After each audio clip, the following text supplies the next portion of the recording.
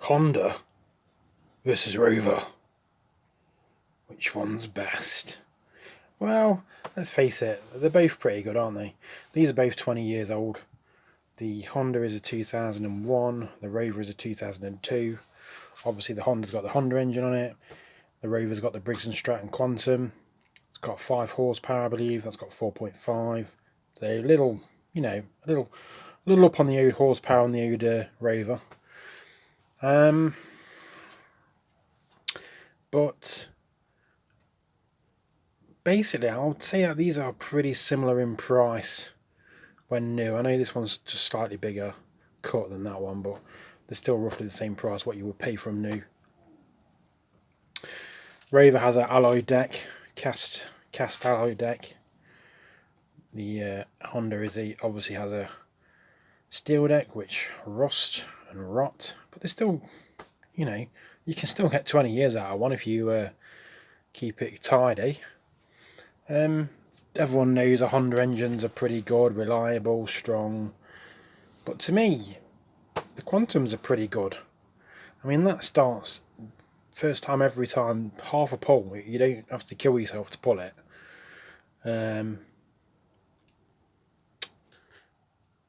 This has got rollered bearings. It's got 2 bearings on each wheel. Now the Honda is I'm sure that some of them do and some of them don't. Some of them have gone for the like the plastic sleeves. So some of them do. I'm not sure if this one has. It could well have.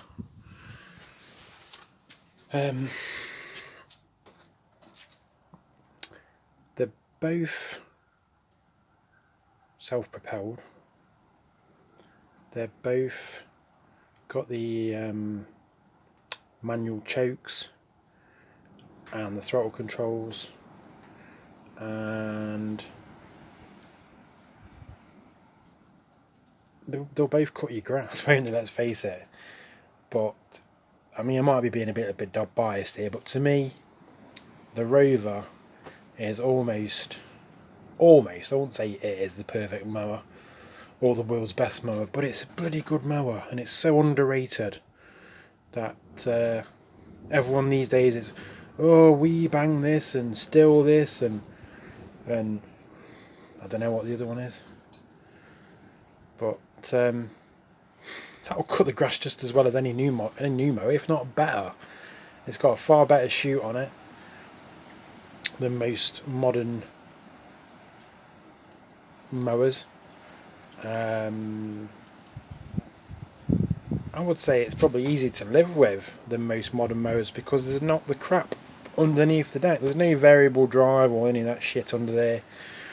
It's just to basically pull drive. I mean, it's original gearbox.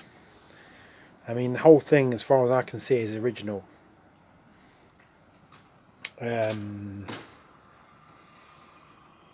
clutch cables are twice, well, not twice as thick, but they are thicker than a standard cable. And yeah, seem to work. One good thing I do like about the Rover is the actual drive. You can keep your hand on the dead man's and use this other hand to maintain your drive, which is to me great because these things you tend to be getting your fingers trapped. So you're driving here. I suppose there's a little bit of a gap there on this one, but some of them the bar goes all the way across, don't they? So after 20 years, it doesn't look that bad. It's the paint's obviously flaking off here and there. Just had a little bit of paint on the wheel trims to modernise it slightly.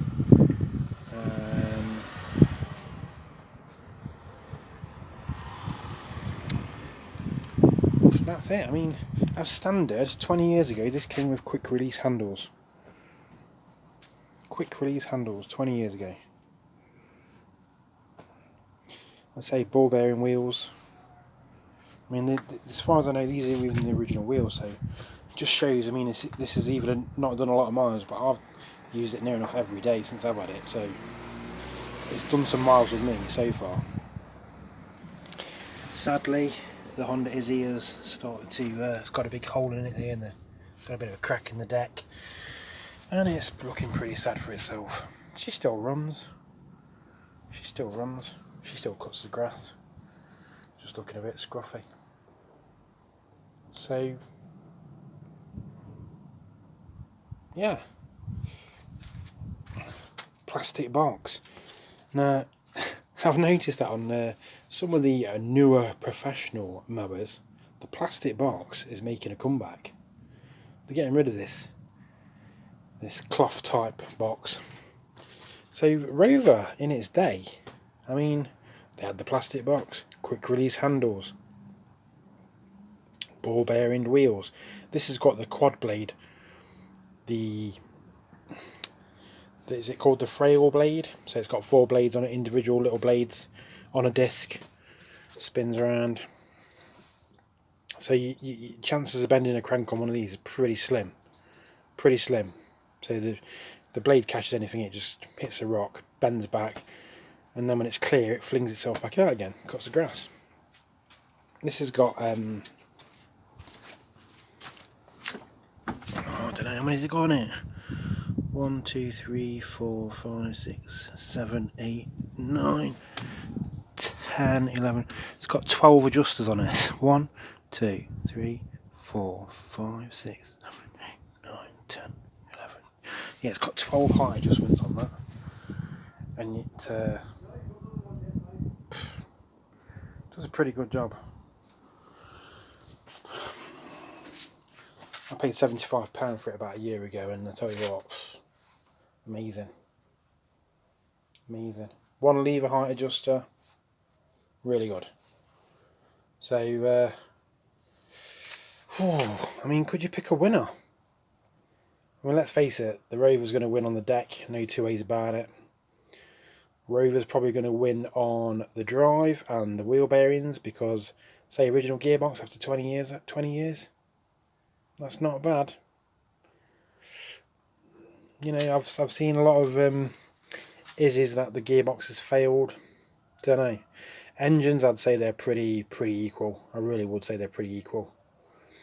To use, I would say the Rover's easier. Obviously, it's got 1 lever height adjuster.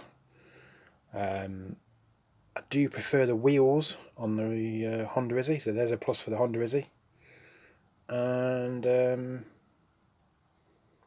don't know what else can I say. Sadly, for some reason they've stopped importing these Rovers, but I'm not sure what year they changed. But they're made in Japan, China now, so they're not as solid as what they were when they made in Australia. And this is made in Brisbane, Australia. So it's a solid. I mean, it's proper cast. Worst case scenario is you crack the deck, and then it's probably finished after that if you crack it. That's probably the worst case scenario. If this gets me through this season, then I'm going to completely strip it all the way down to its bones, and it's going to get completely refurbished, everything.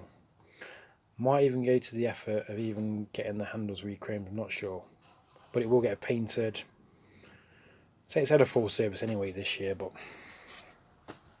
So yeah, you don't need to go out and spend hundreds of pounds on a lawnmower, or thousands of pounds on a lawnmower, to cut grass. You know, the technology hasn't changed that much over the years. It really hasn't. You know, blade brake. I mean, when did we need a friggin'... When did we become that lazy that we couldn't even open the boot on your car and we have to have electric boot opening? Do we need a blade brake? Is it such an effort to restart your lawnmower again these days? Nah, I don't think it is. You know, these variable speed bloody lawnmowers these days, they've got all that crap underneath. There's a hater there that's got that, and it's just literally filled the deck underneath with the gearboxes, pulleys and all the rest of it. It's got 2 belts on it. Everything just gets snotted up in grass. This HRX, again, Honda, great. I would never ever say Hondas are crap. But this HRX, these are like vacuum cleaners. There's so many gullies and nooks and crannies underneath. It just all gets blocked up. I've even took the tank off and it's been filled in under there with grass. So, yeah, anyway, we're not talking about that. We're talking about these two. Pick a winner. I mean, I'm going to be really biased. I'm just going to say the Rover's the best. Sorry, Honda, but the Rover's the best. You can actually get a Rover with a Honda engine on it. They do a 22-inch Pro Cut. I think it's a Pro Cut 360, something like that, with a Honda engine on it. So if I come across one of those, that would be an interesting purchase to find out, you know, the Rover deck with the Honda engine could be the perfect marriage. As I say, at the end of the day, they're both great lawnmowers. I'm not going to slag off the Honda. The only thing I would say about the Honda is obviously they rot. They do, and that's what they do. But still, 20 years old and they're still going. They're still cutting grass. And that's all I've got to say. Happy days. The Rover's the winner.